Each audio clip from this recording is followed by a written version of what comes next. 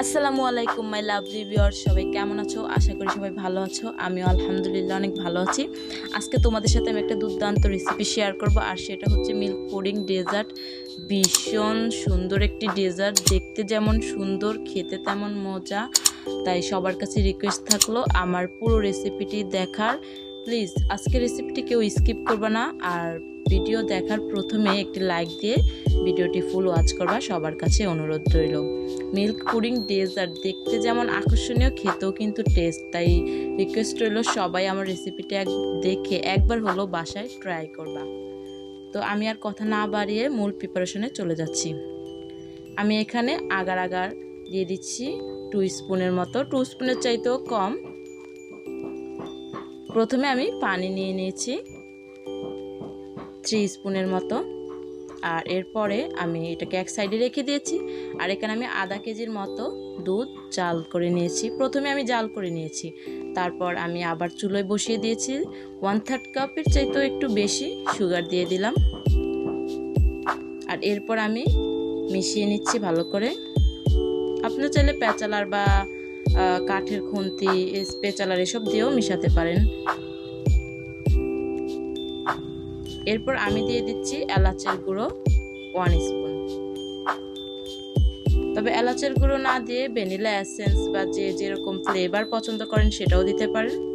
Personally আমি এলাচের একটু পছন্দ করি, যার কারণে আমি এলাচের পাউডার দিয়েছি। এখন দিয়ে দিচ্ছি আগার আগার পাউডারটা। প্রথমে যে দেখিয়েছিলাম, আর আগার আগারটা দেওয়ার সময় অবশ্যই কিন্তু এক হাত দিয়ে দিবেন আর আরেক হাত দিয়ে অনবরত নেড়ে যাবেন, না হলে দলা পেকে যাবে, আগার আগারটা খুব ভালোভাবে মিশবে না। তো আগার আগার পাউডারটা দেওয়ার পরেও 5 মিনিট জাল করে নেবেন। তো এখন আমি দুধটা ঢেলে নিচ্ছি। আর এরপর আমি অন্য একটা ফ্রাই প্যানে, সেম ফ্রাই প্যানে আমি আবার কালার ফুড দিয়ে একটু রং ডেজার্ট তৈরি করে নেব। তো 1/3 কাপ চিনি দিয়ে দিলাম। আসলে লাল কালারটা অপশনাল, তবে দেখতে সুন্দর লাগে। এবার এমনিতে চাইলে যে শুধু মিল্ক পুডিং সেট করেও কিন্তু আপনারা পরিবেশন করতে পারেন।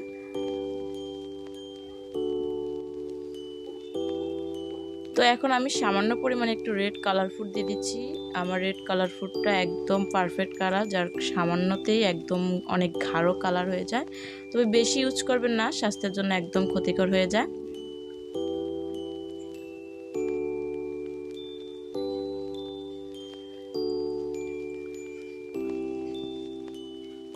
আর আমি এখানে কিন্তু আগার আগার দিয়েছি, সেটা স্কিপ হয়ে গেছে, সেটা আমি দেখাতে পারিনি। তো এরপর আমি সাদা ডেজার্টটা কিন্তু আমার বসে গেছে।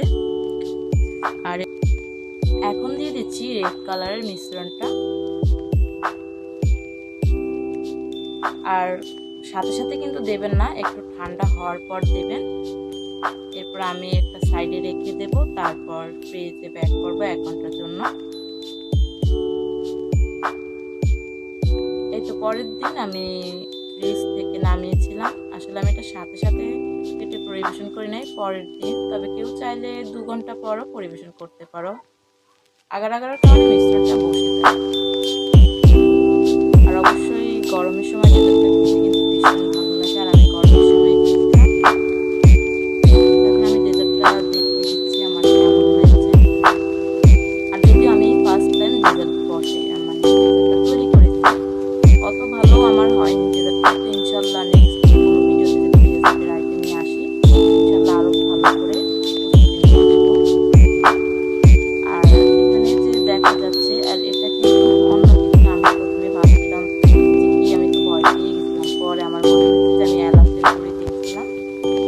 যাই হোক, আমি দেখলাম যে আমার রেড কালারটা একটু নষ্ট হয়ে গেছিলো, ছড়ানো ছিটানো হয়ে গেছিলো ডেজার্টটা, যার কারণে আমি উপর দিয়ে কিছু স্প্রিঙ্কলস দিয়ে দিয়েছিলাম। এতে করে দেখতে সুন্দর হয়েছে, আকর্ষণীয় হয়েছে, আর খেতেও ভীষণ টেস্ট হয়েছে। তো আপনারাও চাইলে আমার মতো এভাবে ট্রাই করতে পারেন, যারা আর কি নতুন ডেজার্ট তৈরি করতে যেয়ে ঝামেলায় পড়ে যায়। তো সবার কাছে রিকোয়েস্ট থাকলো আমার ভিডিওটি ফুল দেখে সাবস্ক্রাইব করবেন। সবাই ভালো থাকবেন।